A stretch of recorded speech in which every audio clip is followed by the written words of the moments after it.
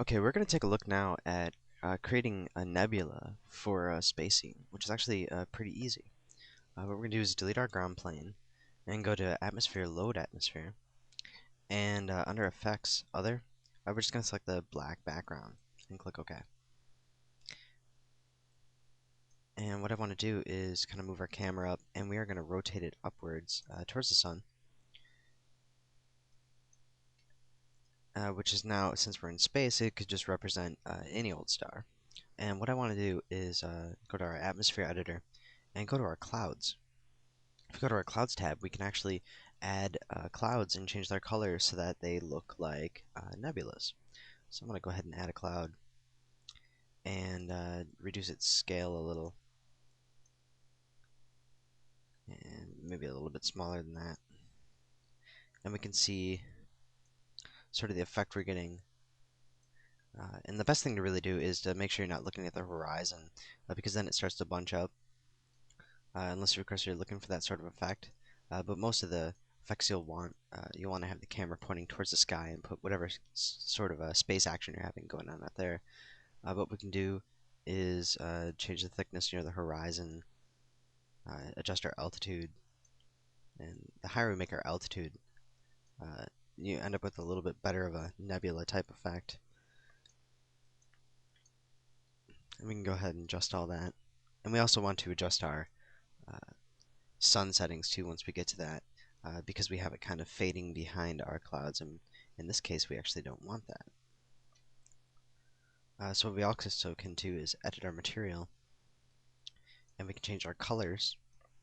Right now it's set to sort of a gray, but we can look for maybe something else. We could double click on this map to pull up our sort of presets, or we could go back like we just had it before and actually edit that. But we can select lots of different colors in here to sort of make nebulas. And here we have sort of a greenish, orangish nebula. And we could edit our function for that as well, to give tons of different effects that we could get to make a neat nebula. And of course layer clouds on top of clouds and make some really thick looking vibrant nebulas. We'll go ahead and edit that color map. And what I want to do is actually make a little bit more intense that green, make that a little more intense, and click OK. And now we sort of have that bright green nebula. And I'm actually going to turn off our lens flare right now, just so we can see just the clouds, just the nebula we're creating. I'm going to click OK, and now we can add another cloud layer. And we could adjust that. Maybe adjust our cover a little. And we could just use different types of effects. Increasing our density will give us a nice thick cloud layer. Actually, we could do that with our other one too, which will increase sort of the vibrance of the overall color. And then of course edit the material once again, and we can change our color. We can just double click on that, and of course pick anything that's really available. We can go for more of a blue and white if we wanted to this time, or maybe even change that to a different type of blue. We'll go blue, kind of a darker blue, and then we'll go ahead and actually create like sort of a red color. And now we might want to go back and kind of adjust our density on that layer, because it might have been a bit much. And we can still see it in there, but what we can do is move our scale down if we want.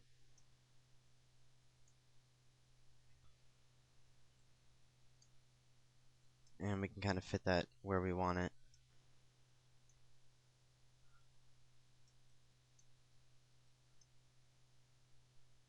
And of course you can add multiple layers on here and just keep going and going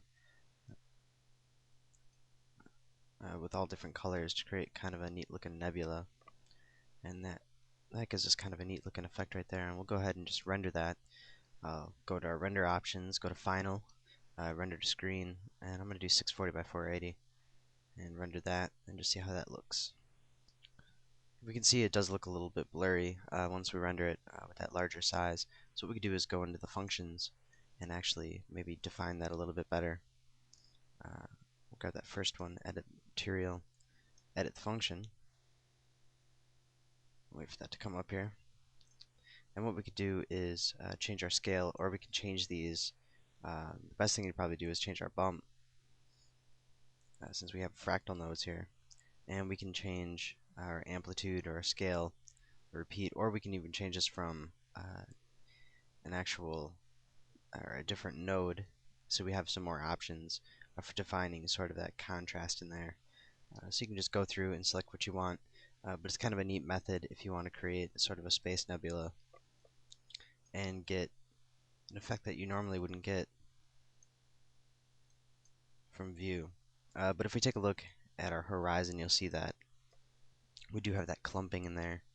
But unless that's what you're looking for, you might want to have the camera sort of facing up, and that way we can get larger pieces of the nebula.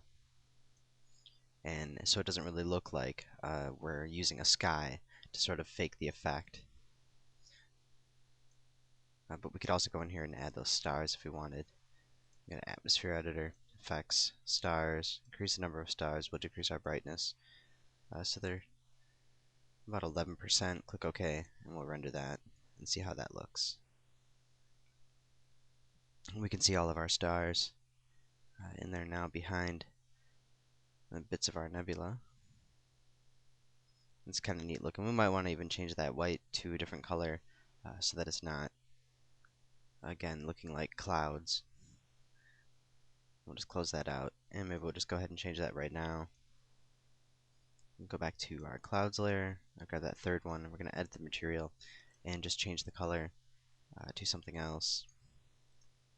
And there's lots of things you can choose from. Bright colors. Sunset skies got some neat ones in there, so we can use this one and click OK. Now we get some more colors in there. Of course, if you want to stick with the same colors, so it's all greens and things like that, greens and yellows, it would look maybe a little bit better.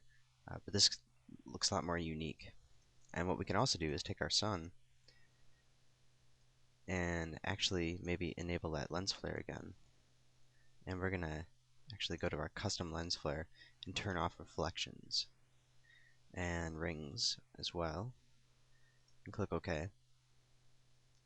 And depending on your lighting situation, what objects you have in the scene, you could actually take a couple of these lights, make some of them bigger than the others, change their color. So we can go ahead and copy that, paste that, put another one in there, down here, copy and paste. And now we have some larger stars in there.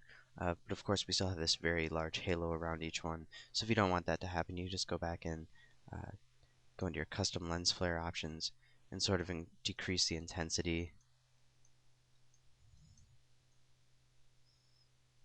And click OK. And that will reduce that amount right there. Like I said, we could also change the color.